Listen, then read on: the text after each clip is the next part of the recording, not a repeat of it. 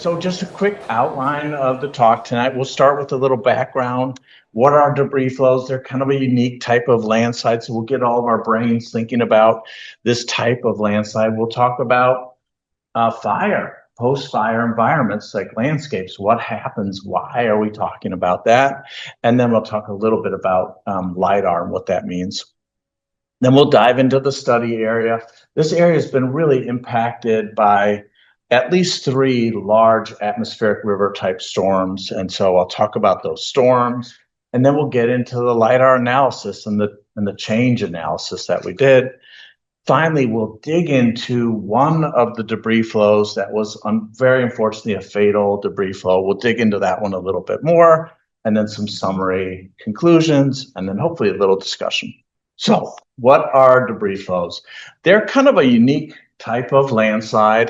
These are the type that tend to start up in the upper parts of a basin, and they start in various ways. In this case, we're showing kind of a shallow landslide, that little red blob that happened that enters the channel, and then as they go down the channel, they entrain material, they pick up more material, they grow in size, they get faster and faster, and then unfortunately, when they get to the bottom of the channel, they fan out and they tend to engulf whatever's there.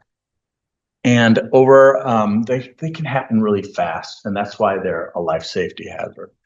And over here on the right is just an example of one of the ones that happened in the Eagle Creek fire. So this one came down this channel, and you can kind of see it got to here, spread out, buried all of Highway 30 and portions of Interstate 84.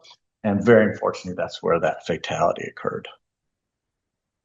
So when we talk about post-fire environments, the post-fire debris flow hazard is really kind of poorly understood in Western Oregon, especially in Western Oregon.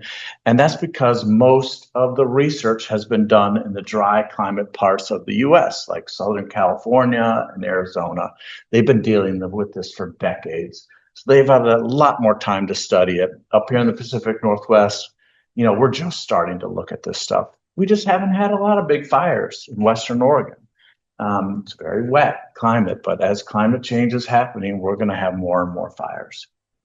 So in these drier climates, and I'm showing kind of a picture over here on the right, like in Southern California, they don't have a lot of vegetation like we do, right? They don't have these giant trees and dense forest floor. They have these little bushes mostly, and maybe some isolated trees, and the fire sweeps through, it burns off all that vegetation, and they're left with this kind of moonscape. They also have like relatively thin soils, especially compared to us. We have these really thick weathered soils on top of our rocks. And then the way the climate behaves down there is also very different than what we have. You guys know what we have, right? It rains here like all winter long. And then sometimes we have these big storms on top of that, like constant drizzle. Versus in these drier climates, it's really dry most of the year, and then they'll have like thunderstorms happen. It'll rain really hard for a short period. And what that does in these other dry climate areas is that intense rainfall will start to run off the landscape. The landscape doesn't have anything there, so the water will hit the ground and it'll start to run off, and it does this micro kind of rilling is what we call it. And you can see these little stripes here. That's all this soil being eroded, and it'll slowly kind of coalesce or join together. And at some point, it's just too much, and debris starts to build up, and all that debris will come down the channel and form up what they call a post-fire debris flow, post-fire runoff-driven debris flow, where we're not quite seeing that yet, and I'll get into that in just a minute. So again, we still need a lot more research on this to understand it better. So third thing I'll touch on before I dig in is LIDAR change analysis. How many of you have heard of LIDAR data? At least, okay, you guys are great. So what we do with change analysis is we'll collect LIDAR at some point, right? And we get this great image. And in this case, I'm just showing a very simple cross section here. It really shows us all the details of the ground surface. So we got that data, it's already collected. Then we have a storm, landslides happen. Then we go out and collect LIDAR again. And what happens is the second time we collect it, the surface has changed, right? Something's changed. We've had a landslide. And so then what we can do is take those two surfaces and difference them. And that change is what we're looking at. When you difference them, what you end up with is portions of the ground have moved down, parts of the landslides will move down, and then other parts where they deposit move up. So we have this kind of red area showing here where the ground surface has moved down, and we have this blue area where the ground surface has moved up. And I'm going to use those same color codes as we go through this talk. But then you can kind of see, yep, this is kind of where maybe a landslide happened, came from here and deposited down here. Okay, so what happened? Well, in 2017, we had the Eagle Creek fire. If you were living here, you probably remember all the ash that was coming down in Portland, and it was pretty scary. The fire was very close to this urban center that we live in. And then 3.5 years later, in January of 2021, we had big atmospheric river storm. It took direct aim, and there was a lot of debris flows that happened and a fatality. And so the combination of those two events really led us to the objective of the study, which was evaluate pre and post Eagle Creek debris flows using this new technique, this multitemporal LIDAR. So the study area, well, out in the Columbia River Gorge, I'm sure you're all pretty familiar with the gorge. Really, summers are warm and dry out there, very rare thunderstorms. Winters are really cold, wet, and on top of that, we have these occasional AR storms. It rains a lot out there, and it also snows at the higher elevations up here on the plateau, and where these debris flows tend to start. This is at 3,000 feet, so we got snow that builds up there, which can also be a part of the puzzle. But in a general sense, the geology and all the steep slopes out there have produced kind of a landscape that's really susceptible to landslides and rockfall and debris flows. So what did we do? How did we get started? Well, the first thing we did was we decided, well, let's get a good handle on what happened before the fire. And so we took off and we did 3 tasks. One thing we did was we just collected historic records wherever we could grab them from. And these tend to be big events that like have impacted someone. That's why someone would record these. But you have a whole bunch of different events here. And it turns out we have kind of big, impactful debris flows out there once every 10, once every 20 years. And some of the notable events are like the 1996 events, the February 96 events are in here, and then with Scott Burns leading that research, and then some of the events that occurred just a couple of years ago. So the next thing we did was, well, in Oregon, we have about 30 years worth of orthophotography. So we decided, let's take that 30 years and see how many debris flows we can see over that time frame.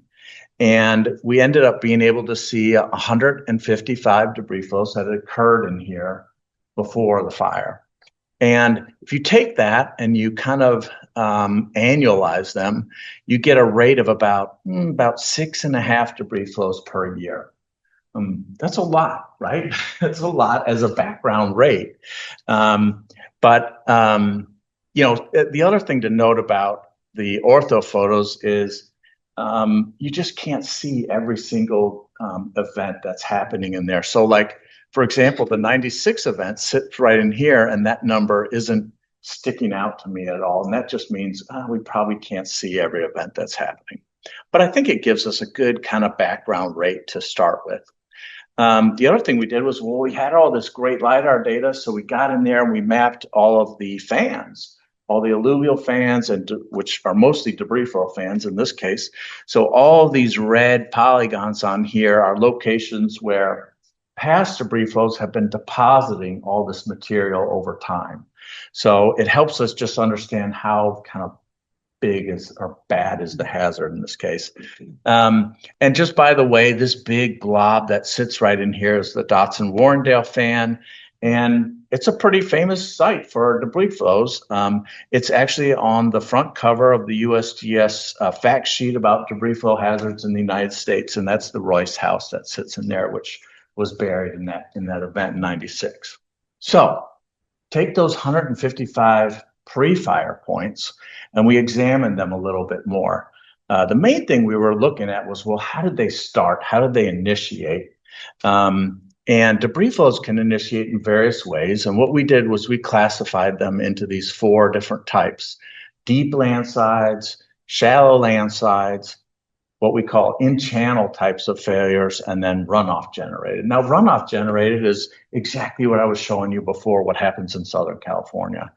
And in-channel types of failures are kind of between runoff and shallow landslides. Shallow landslide initiations requires infiltration of the water into the ground, and that produces a landslide, right?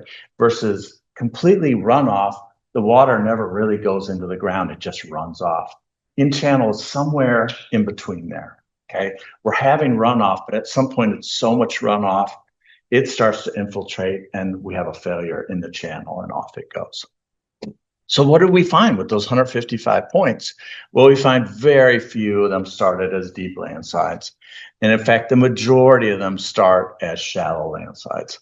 What we did have, about half of those were in channel, and then very, very few, almost none, start as runoff. So let's look at that just a little bit more, because this is kind of a piece of the puzzle, I think. So over on the right, now I'm showing some of that Lidar change analysis. So you can kind of see the landscape in the background, right? Here's the upper plateau, and then you're coming down into this channel. The reds and the blues on there are from that Lidar change analysis that we did. So there's 2 shallow landslides that happened up here. Here's a shallow landslide. It actually deposited in blue here and didn't quite make it to the channel, so it didn't go on as a debris flow. Versus this little guy in here, it's kind of hard to see, but the channel runs along here, and this little shallow landslide got into that channel, deposited a little bit of blue, but then continued on as a debris flow. So we got shallow landslides, and then we have these, what we call in-channel initiations. And there's one, and there's another one, and these are sites where in the channel itself, there's colluvium in the channel, and that colluvium in the channel just fails, and off it goes as a debris flow. So let's look at those a little bit closer. So now I have a picture on this side of this black box that's over here. And I'm going to turn on some of these lines so that you can see. But what it looks like to us, at least, was that above the initiation site, there was erosion in the channel. Then there's a little waterfall right there. And then below that, I don't know if you can see, but the entire channel has been scoured out. There's nothing left in that, because from there down, the debris flow has gone through and trained all that material in there. So this is that kind of in-channel type of failure. The other thing that's so neat about all this LiDAR data is it's continuous across the landscape. And in this case, we have multiple data sets over time. So you can easily just draw cross sections in places and look at the change that's been happening all over the place. And in this case, I'm showing what it looks like between the channel beforehand, which is 2018, the channel after the event, which is in 2021, that's this orange line. But what it looks like up here in this part is kind of very sharp shaped channels, and it's because we're having like grain by grain erosion happen. Versus up here, after we have the initiation, we're down along the debris flow track. I don't know if you can see, but the entire channel, again, is completely scoured out. Like it, as these events go through, they just take all this material along with them. And having this kind of data to be able to examine it like this to figure out like what happened where is really helpful. And here's just a little photo of this part so that you can really see, like there's the little creek in there, but the entire channel has been scoured out after that debris flow goes through. Okay, so what happened out there? Well, this is before and after the Eagle Creek fire. There's Interstate 84 along there. So the Columbia River is just off of this photo, but you can see beforehand, there's very dense vegetation all over the place, very large trees. And this is after the fire, and all of this brown is now dead vegetation. The one thing that I think that's interesting, that's really different from these other areas is, yeah, all of it's dead, but there's still trees standing all over the place. They didn't just like disappear in the fire; they're still there. And I think that's part of the difference between what we have up here in the Pacific Northwest versus some of these other dry areas. So, what does that look like on the ground? Well, if you guys have done geology work in Western Oregon, you know what it looks like. It looks like this. And getting through this brushy understory, all those blackberries can be really challenging at times. But we have these giant trees, right, with this dense canopy up here, brushy underfill, and then this really thick forest floor. And as you can imagine, if you're rain and you're coming down, well, you're going to hit that canopy. That's going to slow you down. You got to drizzle your way through that. You got to make your way through this understory. And then even when you get to the forest floor, there's debris all over the place that's going to slow down that rainfall and promote basically infiltration. Over here is what it looks like after a fire. This is actually in the Holiday Farm fire, which is along the Mackenzie outside of Eugene. But great example of what it looks like after a fire in Oregon or Western Oregon. As I said, all of these trees are still standing. There's trees all over the place versus, in these drier climate areas, it's like a barren landscape. And if you're water and you rain down, you're going to hit that ground, but you're still going to have a little bit of trouble making your way down that slope. There's no like clear open path for you to run down and maybe cause rilling and erosion. You're still going to have to go around these trees and make your way down if you're water. Kind of neat too, there's these little colluvial wedges that have built up behind these trees. So all this colluvium is, slowly trying to make its way down the slope as well. Okay, so the storm that came in January 2021 was an atmospheric river, was ranked strong to extreme on the AR scale that's in here. This is a multi-day storm, and it was very warm and very wet. And if you guys were here, you probably remember like going outside and it was just like, in the 60s. It was unbelievable. And this is what that storm looks like. This is one of our stations up in the West Hills. And you can really see that storm and how much it rained over the multi-days here. This is what that AR looked like. So here's Hawaii down here. Scott Burns loves to call these the Pineapple Express. They're coming from Hawaii, this warm, wet air. And there's that stream coming from Hawaii. There's the middle of it, and there's Oregon. And, really, unfortunately, there's where the Eagle Creek fire was. So this thing took kind of direct aim at it and stayed on that track.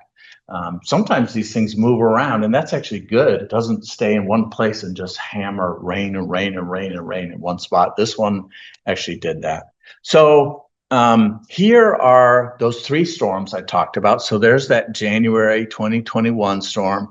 I zeroed all these back at October so we could look at the water year in the same way. So here's the 2021 event. We also had a big event in 2022, exactly a year later from this. But here's the February 96 event, this blue line. And there's where we had those debris flows and all those landslides in Oregon in February 96. One thing to note about this, like the amount of precipitation and water that had gone into the system before that event in 96 was twice as much as it was in these 2 years here that are after the fire. So February 96 in general was a lot bigger than both of these events. Over here on the left, we have just kind of a timeline. So we had all of these landslides and debris flows February 96. Then we have a LIDAR collection down here in 2009. Really unfortunate that we didn't have LIDAR before that. So that we could do kind of more of an apples to apples comparison of a AR before fire and two ARs after fire. But back in the early 90s, mid 90s, LIDAR was still a dream. So we got a LIDAR data collection here. We had the fire here in 2017. Another LIDAR data collection was done right after that. Then we had the big storm in 2021. We collected LIDAR again. We had another storm, 2022, collected LiDAR again. So the idea is to collect LiDAR before and after an event, different some so we can see what happened in that event. But let's look at the storms a little closer. So down here on the bottom, these are those three storms. Here's the February 96, here's January 21 and January 22. Again, February 96 was just a much bigger event overall. So up here on the top, I kind of have a little summary of these. For example, how much snow melted and the snow melt water equivalent. And then interestingly, the change in temperature. So before these ARs were below freezing in all cases. In all cases, we had snow up there. And in all cases, during the AR, the temperature shot way above freezing. That temperature rise is really what melts that snow. And melting that snow actually is kind of like a double whammy, right? We already got all this rain coming down, but then we start melting snow and adding that to it. We call it a terrestrial water input. And the combination of the two is what's going onto the ground surface itself or into the ground. So you can see here's the rainfall amount, but here's the terrestrial water input.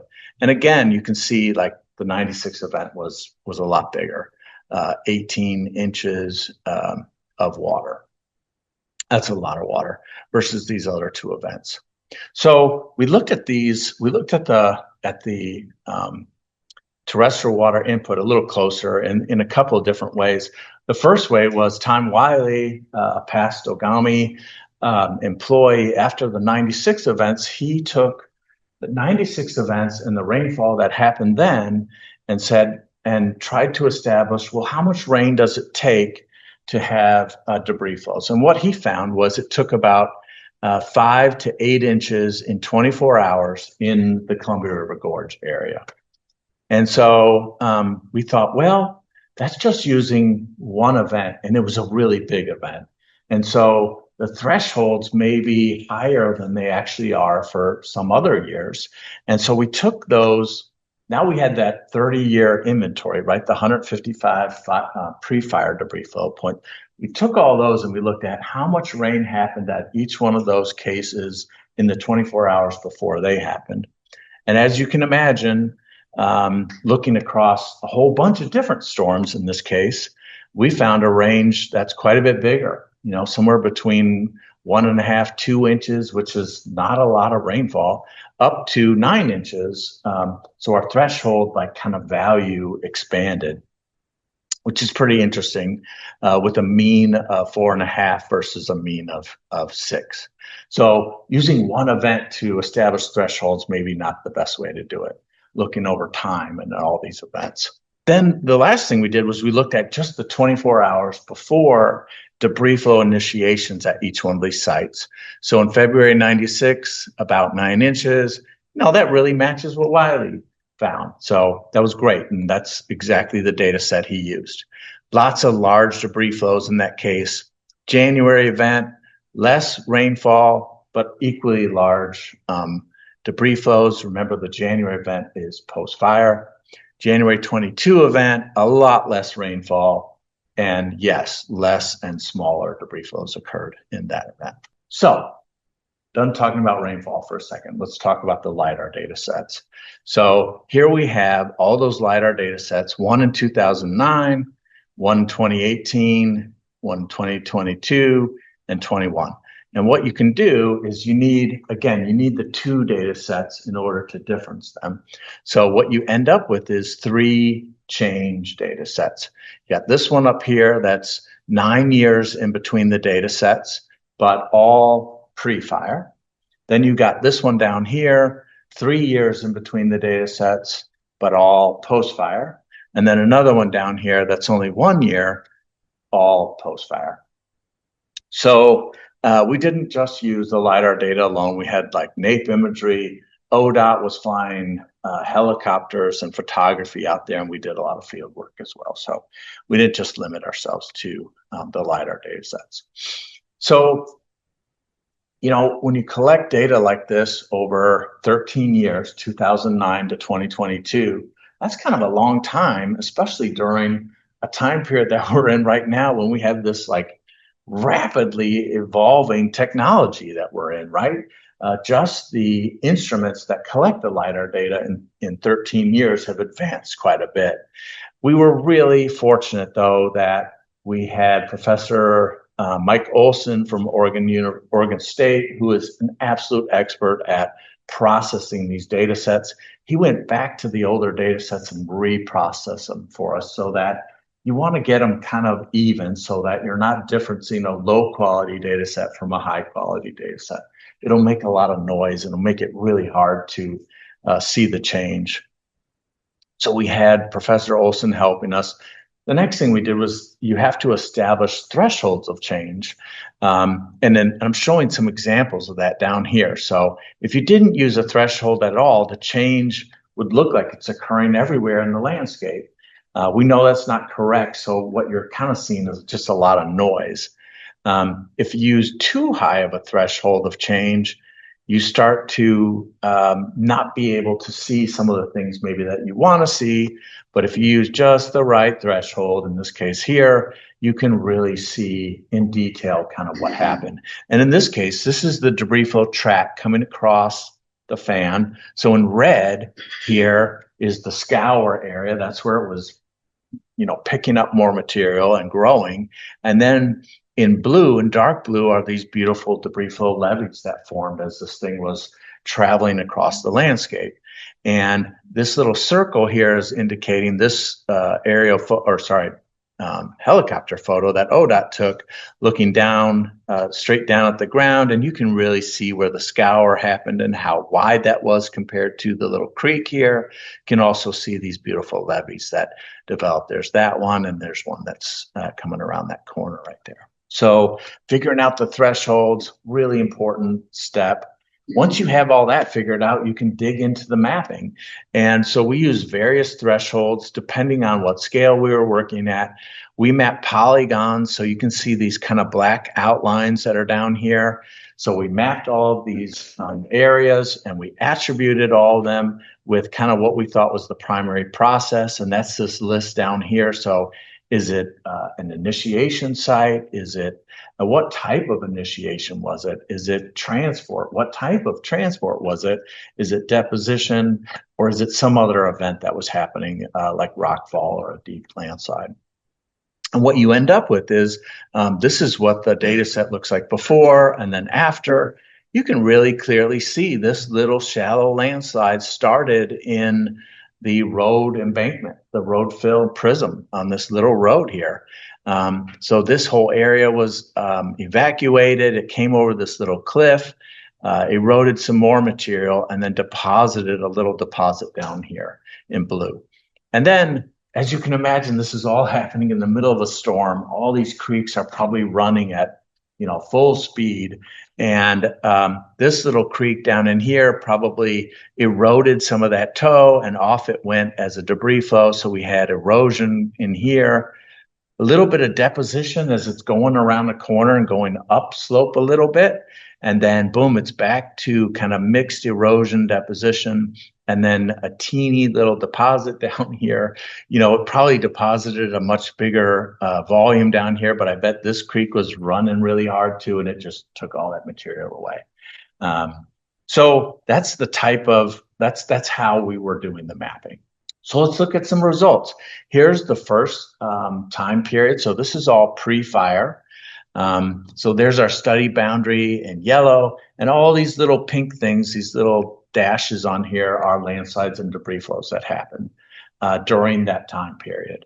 And we found 50 mass wasting events. Most of them are shallow landslides and debris flows, but over a 9-year epoch, you can annualize that and you get about 5.5 events per year. Hey, that's really similar to our background rate of 6.5 events per year, right?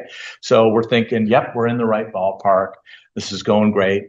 So that's the first time period before fire. Now we have after fire, and we have 2 time periods after fire. The first one, we found 202 events, so a lot more events occurred. And Nancy and I went out and we did field work, and we found 16 debris flows when we were out there. And, we probably found just the ones that like hit roads or got far enough along that we could see them. But boy, were we shocked when we did the change analysis and saw there was 202 of them that occurred. So this type of like technology, I think, is really part of our future. Let's see, this time period was 3 years, so we annualized that, and our rate just goes way up, right? We were at 6.5, we're tenfold now. We're at 67 events per year.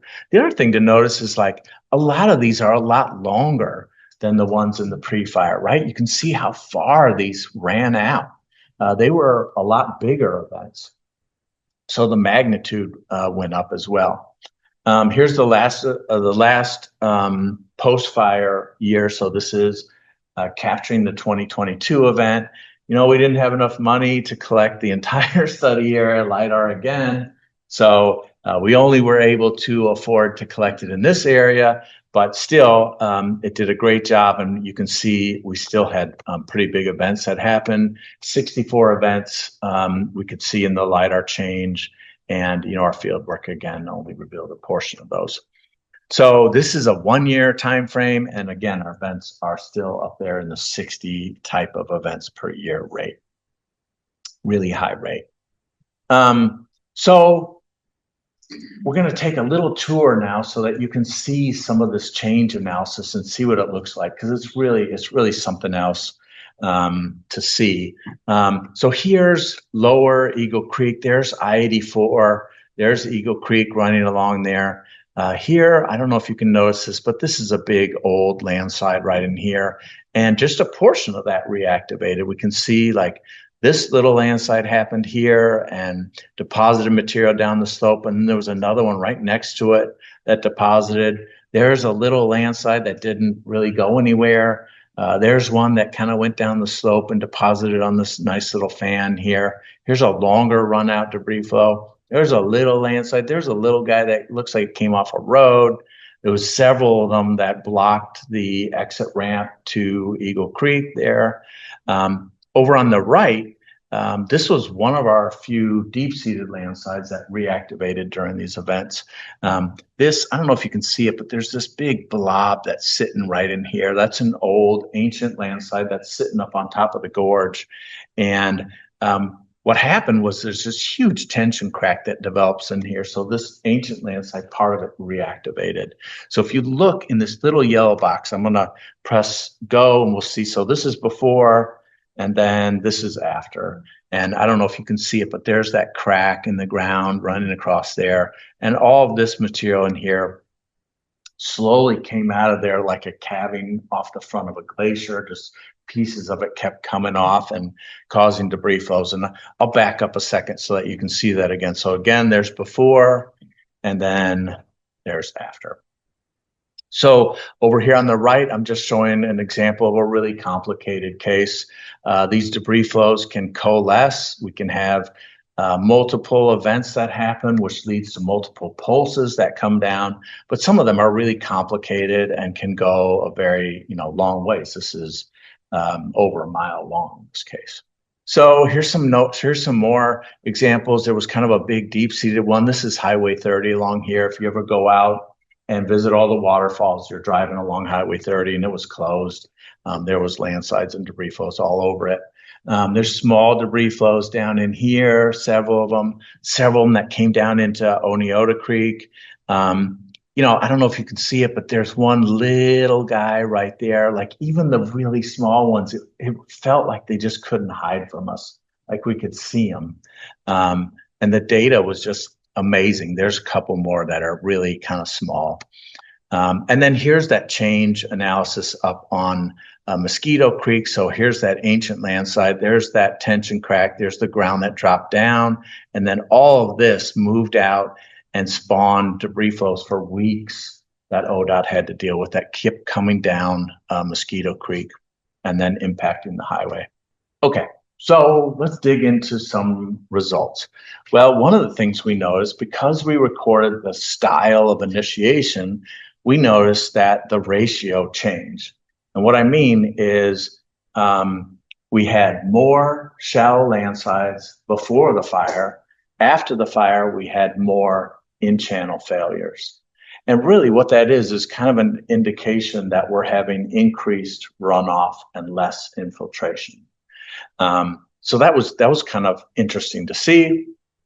Another thing that we saw was it appeared like it required less area above the debris flow initiation site for that debris flow to initiate.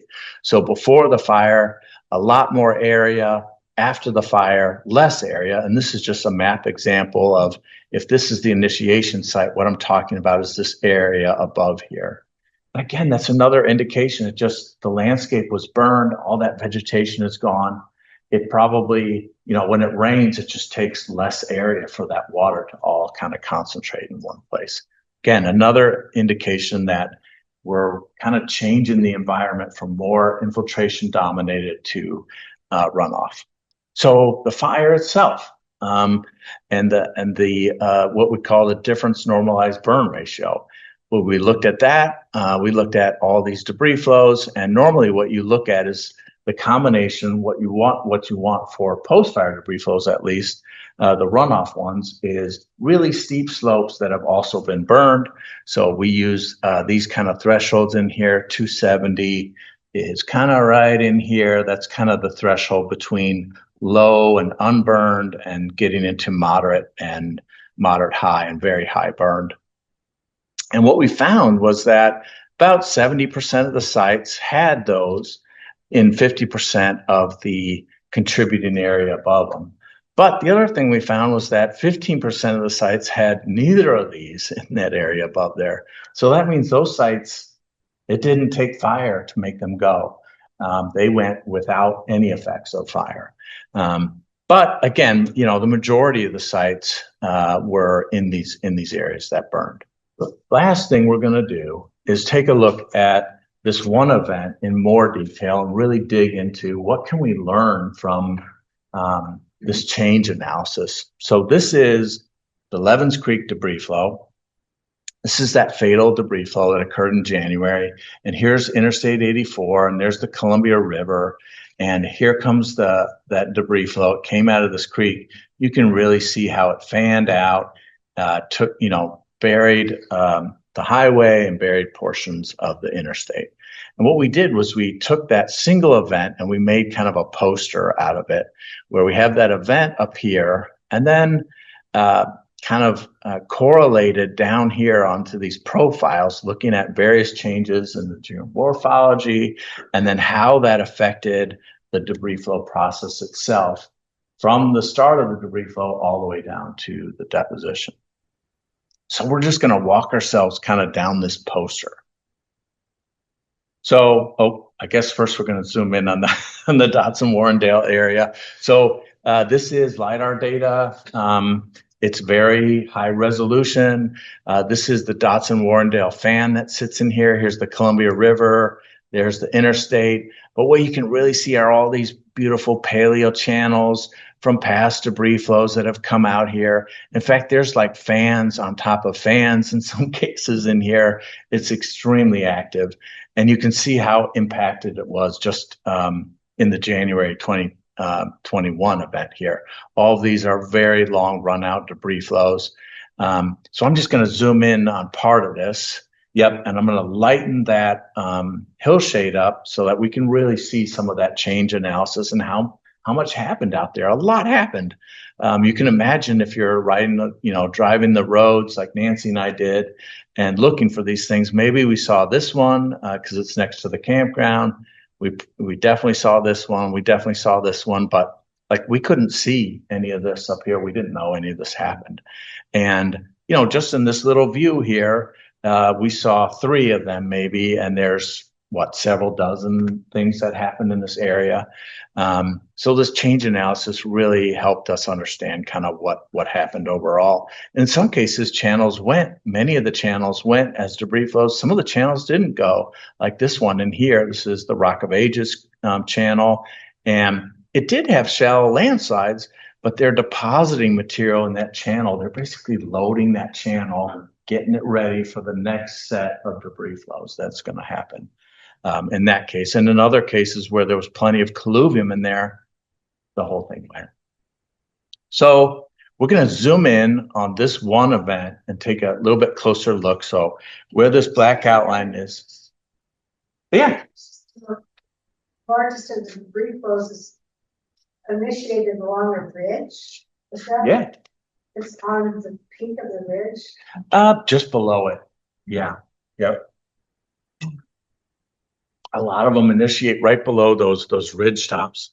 There was snow up there, and it was melting. All that water's running off the ground. It's going north, as opposed to running off the side of those various channels that are starting up here. Here's the flat plateau. So it starts up here, comes whizzing down this channel, and then comes down this channel, and then out onto this fan complex out here, going down, down slope everywhere. These are mass wave sinks, so they're always going down slope. Okay, so we're going to take this one event. I'm going to turn it on its side so that we can look at it in a little more detail. So now north is going this way. Interstate 84 is down here. Here's the highway, Columbia River. And so what we did was, one thing we did was, well, when we collected the second set of LiDAR, ODAT had already gone in there and scooped all of this material out. So we digitized all that back in using field data. So now it's blue. So we filled in that deposit. Then we drew a profile line, this black line right up the center of this event, all the way up to the plateau. Then we divided it up into 100-foot segments so that we could examine, hey, what was happening in this 100-foot segment way up here, and how was that changing as we go down, as we follow down the debris flow path. So just a quick overview of this event. So it started, remember, as an in-channel failure, this yellow area right here. Above that, there's this very cone-shaped bedrock hollow. So any of that rainfall and that snow melt that was hitting that was just very quickly running off. And unfortunately, all getting funneled right to this yellow spot. No wonder it went. So there's the initiation. So then the debris flow takes off. It's coming down this tributary channel. And right here, it hits the main channel. And now it's coming down the main channel right here. And you can really see that in this photo that ODOT took. So there's that initiation. There's that trib. And then it hits the main stem here, and off it goes down towards the Columbia River. So we're heading down the channel. We get through this main stem part, and we hit the apex of the fan. So this is the fan. These are all past debris flow deposits in here. Hits the apex of the fan. Now it's going across the fan. As it's going across the fan, it loses confinement. And so it's able to spread out. And when it starts spreading out, we start to see levees start to form. And there's that first levee that starts to form right there. And you can really see that in the photography that ODOT took, the helicopter photography. Keeps going across the fan here. Our debris flow levees really start to form. Now they're really forming. We actually have a little bit of a bifurcation. Part of the flow went over here. And you can see that part in this photo over here. So fortunate that that thing stopped because it was heading right for these folks' home. And the rest of it kept going and then finally reached this little basin right here and just completely spread out and stopped and deposited. So I'm going to take this event, and what we did was we kind of separated it into these zones. And we had this first zone up here, which is kind of the contributing area zone. This is where we're having erosion in the channel. Then we have initiation of the debris flow. That's right here, which comes down the trib. So that we got the tributary channel zone, enters the main channel. Then we have the main channel zone right across here, apex of the fan. Now we're kind of in the fan apex zone. Then it gets really out onto the fan. We're in what we call the levee zone. And then finally into this deposition zone. So this little bar across the bottom here is kind of our key that I'm going to push up to the top of the screen. And then we're going to follow it down through these profiles. So that bar is now up here. Those zones are across here. Now we're just looking at profiles down this track. So first thing we can look at is relief and geology. Well, we are up at like 3,000 feet. So there's a lot of relief in here. The other thing you can look at is the geology in here, which we have quaternary volcanic rocks up on top here, really young rocks. There's hardly any soil on these. So any snow melt or rain that hits this up here is just running off. Then we get down into the Columbia River basalts. There's a lot more colluvium on top of the slopes. It's kind of thin up here at the top, but it slowly gets thicker and thicker till you get out onto the fan, and it's really thick out there. It's greater than 50 feet thick of past debris flow deposits out there. So we have this kind of change in the colluvium thickness as we go down the slope. We can also look at the gradient of the channel. So in this case, we're looking at, well, how steep was the channel? Well, up here where it initiated, we can look at some of these bars are up in here. We go over here. That's like 55 degrees. That's really steep for a channel gradient. So where this thing initiated, it was really, really steep. It gets into that tributary, and it's still really steep in here. So no wonder it just kept on going. Gets into the main stem, still very steep, and it really doesn't kind of drop below our highest threshold until we get here out onto the fan quite a ways, and then the gradient's dropping and those levees start to develop. Then the gradient really goes down and all that material just deposits. We also looked at confinement, and confinement is kind of the shape of the channel, right? It has these steep channel banks next to it. Well, material can't spread out, so it's really got only one place to go, which is continue down slope, right? Especially if the channel's steep. So we looked at confinement. So this is, kind of what a highly confined channel would look, very V-shaped. Unconfined channel, like when you get out onto the levees, there's no channel walls. It has this chance to really start spreading out. So here's that change in confinement along there. Up where it initiated, really, really confined. And that probably contributed to all that water runoff wanting to go into that channel. And then in that trib, still pretty confined, but what was really kind of amazing is it stayed very confined in the main stem. And this is really, highly confined, combined with being a very steep gradient of a channel, combined with we've now entered this part where the colluvium has become really thick. Those three things are kind of three bad factors happening. And I'll show you what that led to in just a second. But after that main channel, the confinement really drops off. Obviously, when we get out on the fan, there's no confinement and the stuff just starts spreading out. Levees start forming. It starts depositing instead of eroding and so growing. So looked at these geomorphic factors. Now we're looking at kind of the way those factors can affect the debris flow itself. So we looked at erosion and deposition, then we looked at the change in growth rate, and then we looked at the change in volume. So up here on the top is erosion or deposition happening along the track of the debris flow. So it starts up here. We only have about 5 feet of erosion. And I'm, 6 feet tall, so 5 feet is like this much. We get into that trib, and then now it's 10 feet, which is somewhere up there. We get into that main stem, and we were seeing 15 to 20, 25 feet at the most. 25 feet is like a 2-story house, right? That is a lot of erosion that occurred in that channel. And so then you get out onto the fan, the erosion starts to slow down, and then you start to have those levees, deposits. Now we're seeing a combination of kind of deposition and erosion happening across the levee zone, and then 100% deposition as you get into the deposit zone. One thing that's really neat, again, about having data like this that's continuous over the landscape and change over time is, again, at any point you can just say, well, I want to examine what happened right here. And you can go back to the data sets and draw cross sections and look at in detail what happened in any place. So let's look at BB prime.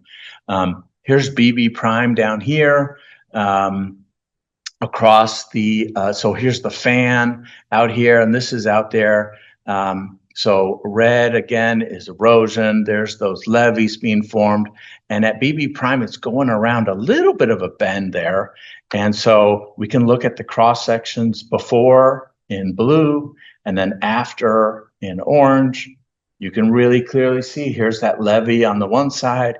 Here's a bigger levee on the outside curve.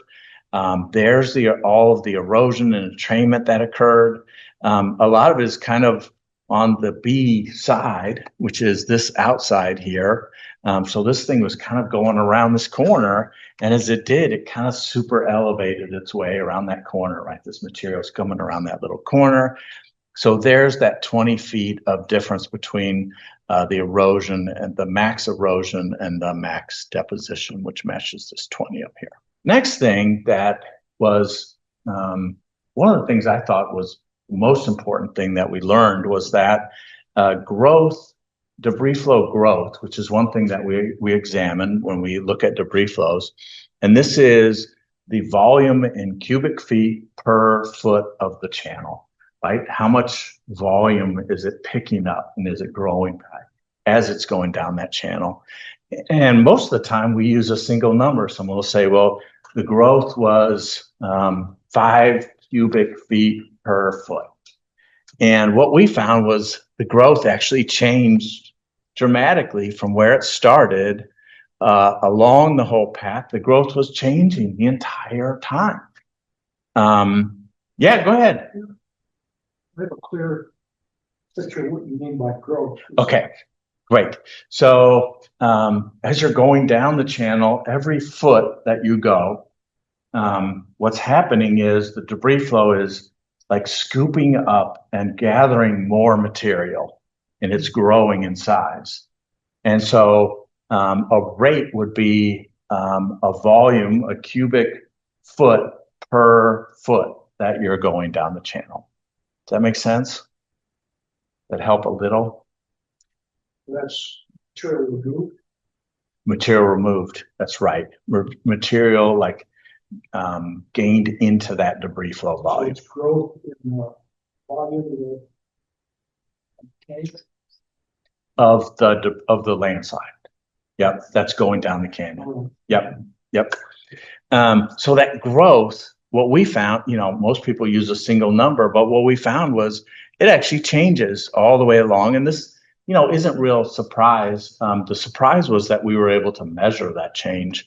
That doesn't happen a lot. And so we usually use just a single number. What we found was, well, the growth was really small at the beginning when the debris flow was small.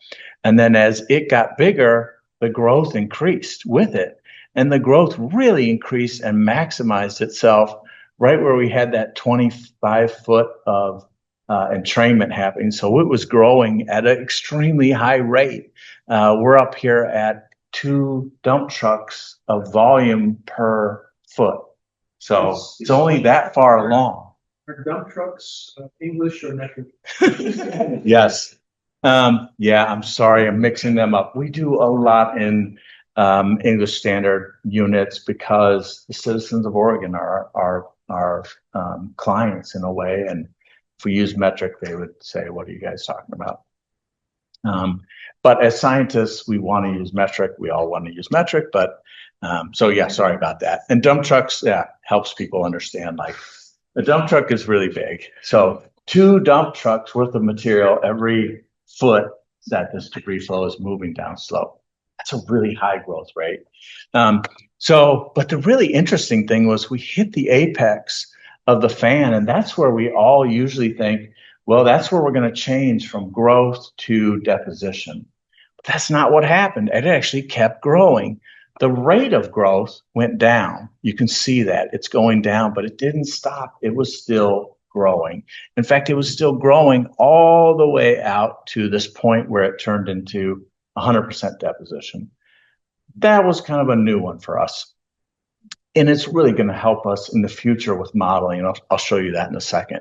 So the other thing we kind of figured out was, hey, why use a constant growth rate? maybe in the future when we're doing modeling, we can use kind of various growth rates along the pass. Or maybe we kind of simplify it and we do the tributary channels at one rate and the main stems at a different rate and out on the fan a different rate. And then the last one down here is just the volume. This is the complete volume increase here. And as you can see, this thing was really, really big, had a lot of volume. Now, I'll talk a little bit more about that volume in just a second. So here we are back at kind of our debris flow map path.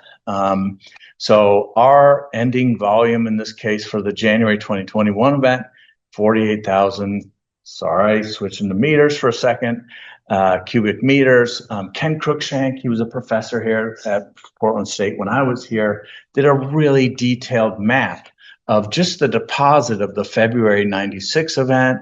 And what he found was that event was 25,000 in volume. So remember, February event was way bigger than this one, but this one was after a fire.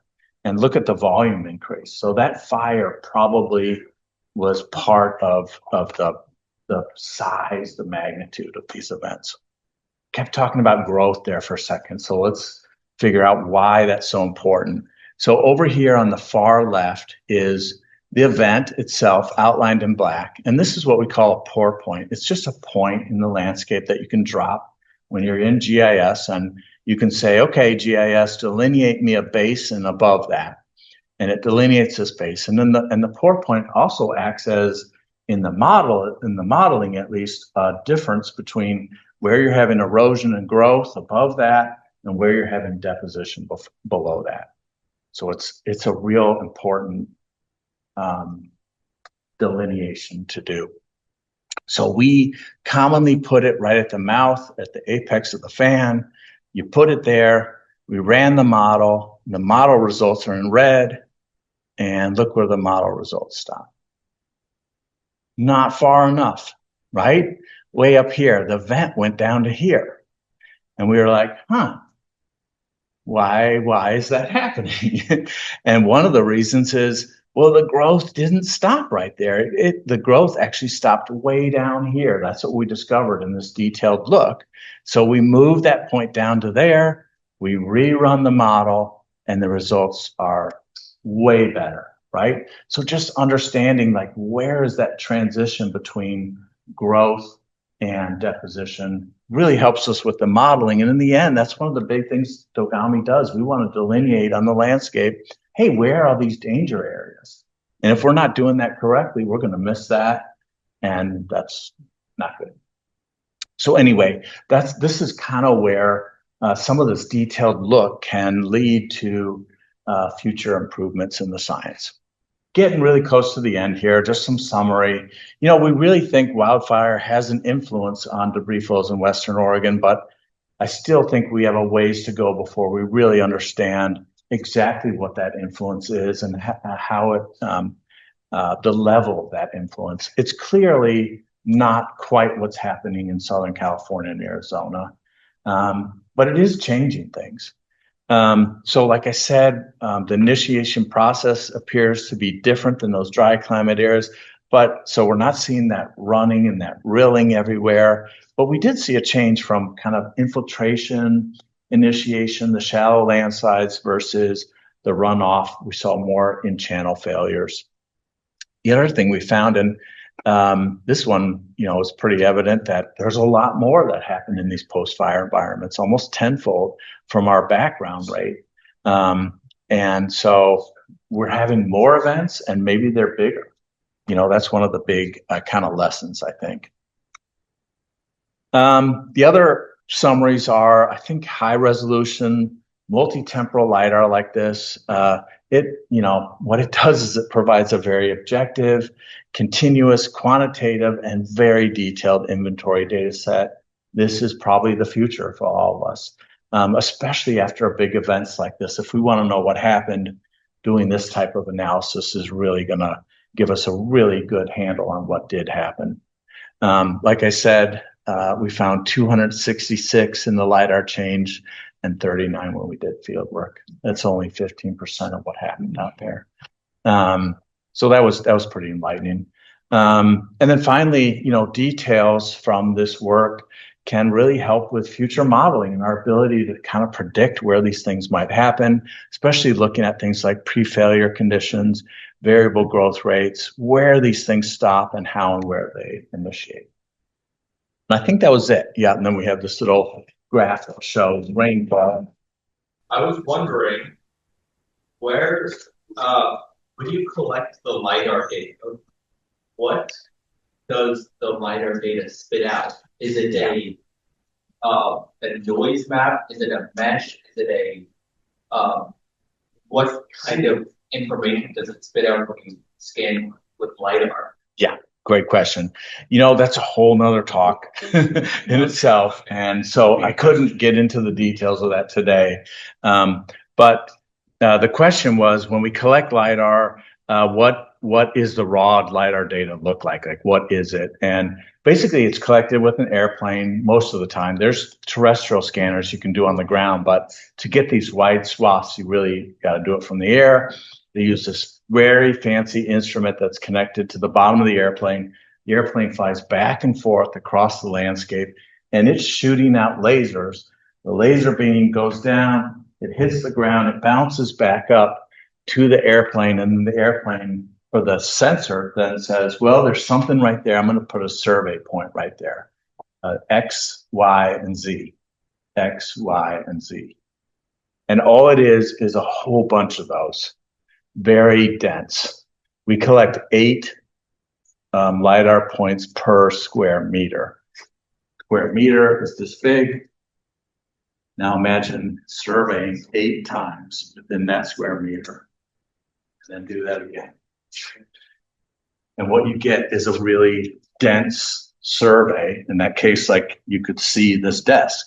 You could see that this desk is here and going down. So it's really dense, detailed look at the ground surface itself. And this is a piece of LiDAR right here that's in perspective.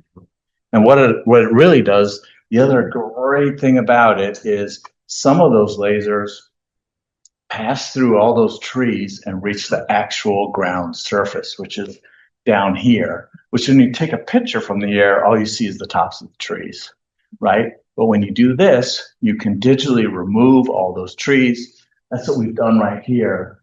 And you can see that ground surface like really very clearly, which for landslides, that's what we want to see. We want to see if you can see landslides. That help? Okay. Dick, Yeah. so you talked about the 2022 event versus the 2021 event, and you showed on your shot of the 2022 versus 21 event. How many of those 2022 events were overlaps of the 2021 events? Yeah, great. Repeat that question. How many? Yep, great question. The question was, how many events in 2022 were overlap of events that happened in 2021? Yep, that's a great question. There were a lot of channels that went again. And that's kind of unique. Like, what normally happens with debris flows is a debris flow will come through, it'll scour out all that loose material, and then there's no opportunity for the next one to come through. There's just bedrock in the channel. And so it takes a while for colluvium to build up again. In some cases that can take tens of years, hundreds of years. And in this case, I think the gorge is just producing so much colluvium so fast that away we went. It just kept going, just kept happening. Mm-hmm. That happens up on our volcanoes as well, like Mount Hood. That thing can produce colluvium like nobody's business. Like it just fill its channels right back up within, a number of years. Versus like out in the Coast Range, it may take 100 years before those channels fill back up. And all this plays into the rate of like how frequent are we going to have debris flows? So yeah, great question. Wesley and Selwood says, is potential, or maybe it's already being done, of AI doing grunt work of analyzing and comparing LiDAR images? And then Ophi in Portland follows up with machine vision Can it be trained to spot potential hazard zones? So let's see. Basically, they're asking, can we use AI to do this work for us? I know there's lots of research happening on that right now. So far, I haven't seen any automated way that really does a good job at it. In some cases, it can help us kind of with our confidence of mapping, but I have not seen any that have worked really well that can do what our brains can do. Not yet. Someday, maybe. Yeah, two related questions. How fast is that mud flow going when it hits the bottom of the freeway? And the follow-up question is, all right, if you have this hazard, is there any kind of monitoring to protect the motorists driving on I-5 or I-84? Yeah. So question was, how fast are these debris flows moving? Most of them move like tens of miles per hour. Faster than you can run is the problem. And that's why they're a life safety issues. They happen extremely rapidly. And they're coming from a mile away, right? That's a long ways away. You may not even know that happened up there and that's coming to you until it's right on top of you. So absolutely why these are a little bit important from that life safety perspective. Is there anybody monitoring this? Well, we don't really have a good way to kind of real-time monitor everywhere like that. What people are doing is monitoring the rainfall. How much rainfall is occurring, and are we getting close to one of those thresholds I was telling you? And that's the point where then ODOT needs like send people out to look at some of these channels.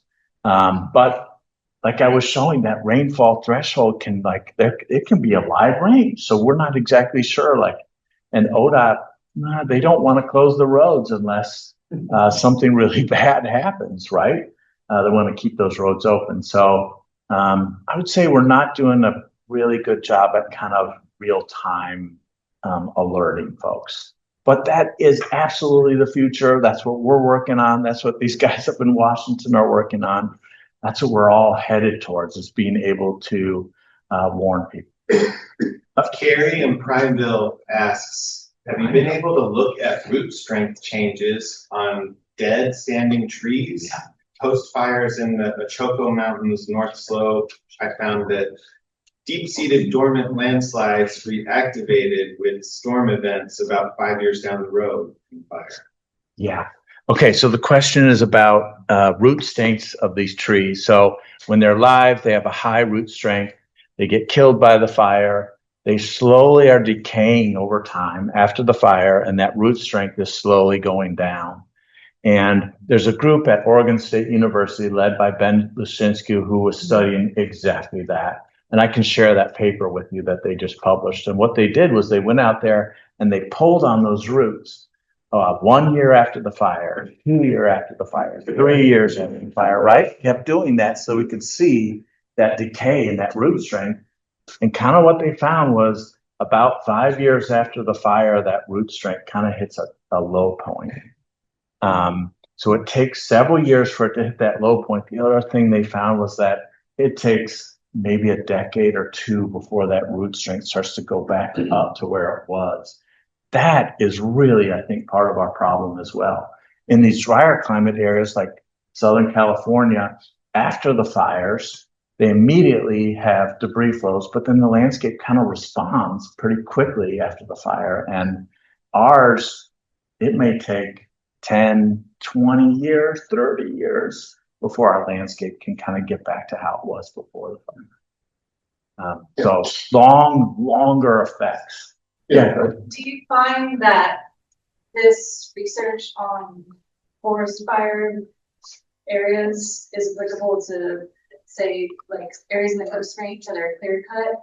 Question was, do we find that fire effects may be similar to clear cutting? And I think, we haven't done that specific examination yet, but I think in some ways they are, in other ways they're not. So when you do forest practices and you clear cut, when you do that, you have to build roads to go in there. And what we found is a lot of these debris flows initiate off those roads. So it may not be like the clear cutting itself, although that may affect as well. We're having root strength, and we've made all these trees go away, and that water can like get to that ground immediately. But there are other effects like the roads, though we don't build roads when we have fires. Well, we don't build them all over the place, at least there may be some, but so there's some effects that are probably similar and others that are probably different, but they both definitely affect the debris flows. Oh, yes. Did the progress in development of LiDAR differ between states, especially Oregon and Washington? When I first started viewing LiDAR images many years ago, I noticed that Oregon had covered much of the state, but I couldn't find nearly as much when I searched for Washington. I think these days it's more equitable compared to 10, 15 years ago. Yeah, that could be. We were a little bit ahead of the game with collecting LiDAR, but I think nowadays we both have great sets of LiDAR covering the state. The really unique thing about all of this that I was sharing is we have multiple LiDAR data sets in one place. That's really expensive data to collect. So with both of us, we're probably still working at, hey, let's get it covered everywhere first so that we have a base set of data. So then in the future, we do have the opportunity to collect another data set, right? You need that base data set to difference it from. Some other US states, like North Dakota, where they have all that fracking happen, they collect LiDAR sometimes once a year for the whole state. Like they are very wealthy in that resource, and that results in money, which results in the survey being able to do things. Neither of us have done anything like that. Whole state collection would be $1 billion. I don't know. So the future, this is a very expensive process, and we're going to see more of these. What do you anticipate for Oregon and Washington, maybe specifically, the money's available, since the goal is a preventative model of some sort, I assume? Yeah. Are you feeling threatened fiscally?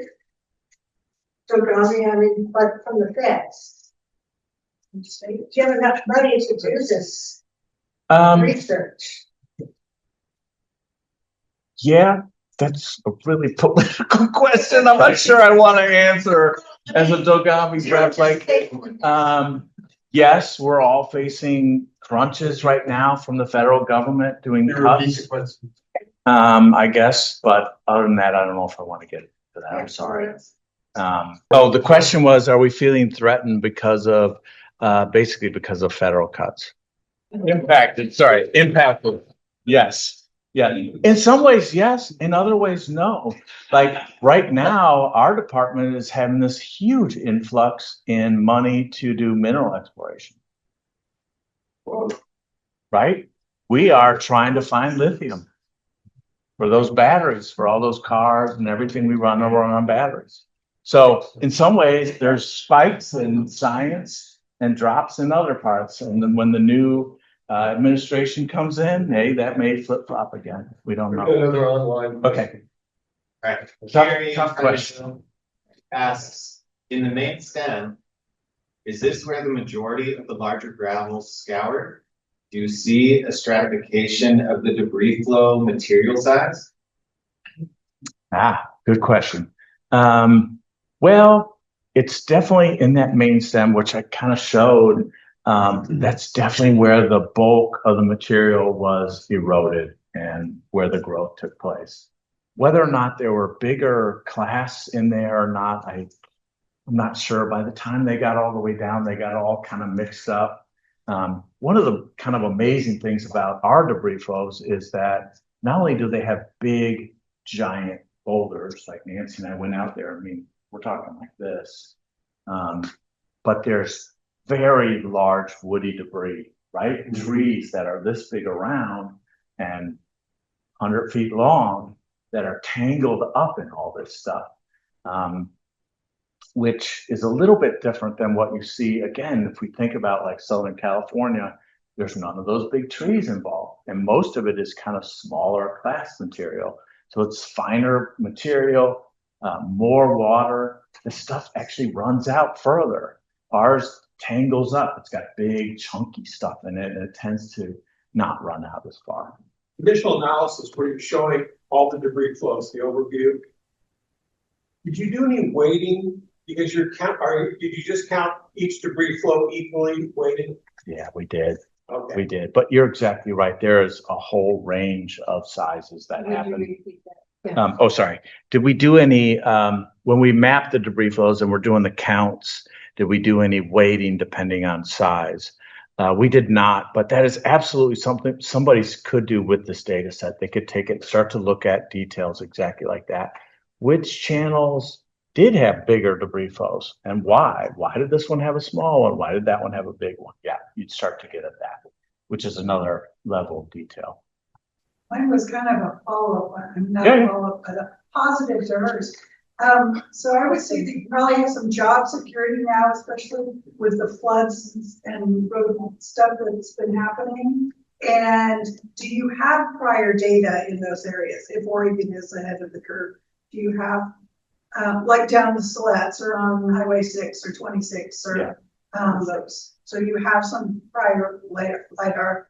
We do. We have almost the whole state has been collected now. Nice. So we have that base data set. So when we have landslides like what just happened last month, that's what you're talking about. We could go out and in that case, the Highway 229, the landslide that went into the Siletz.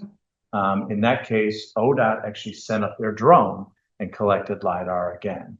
And they're going to start differencing that so that we can see like what exactly did happen. Okay, so, What about the Wilson River? Yep, we have LiDAR out there as well. So if someone wanted, before the storm, so someone could go out there and collect it again. I was wondering, since landslide seems to happen a lot on this stretch of the Columbia River, is there what kind of early disaster like detection is there out there, and do you ever use that disaster disaster sensors in your data? The question was about, especially in the Columbia River Gorge, since it happens so often, do we have any kind of early detection systems out there and do we use it? We really don't have any early detection systems. The only thing that we have right now is that rainfall amount, right? Watching the rainfall and seeing if it goes above some of those thresholds that we've established, or is it getting close to those? That's what we're using right now. In some other cases, like up on Mount Rainier, up in Washington, they've started doing some really neat stuff where they put out geophones and they're listening to the ground so they can watch that rainfall happen, but then they can start to hear debris come down the channels and boom, they'll send off warnings and say, hey, it's actually coming down the channel, don't be in this area. So there are ways to do it. It's just really expensive to get done. And I imagine someday we'll have that in the gorge. Yeah. And just a comment, it'd be awesome if that could be incorporated into the GPS alerts that cars have. Right? Yeah. I could see that happening. I thought you were saying that the big flow you were talking about got stronger when it came to the closer to the bottom, but the incline was less, meaning it wasn't flowing down so steeply. So is that true? And so why is that?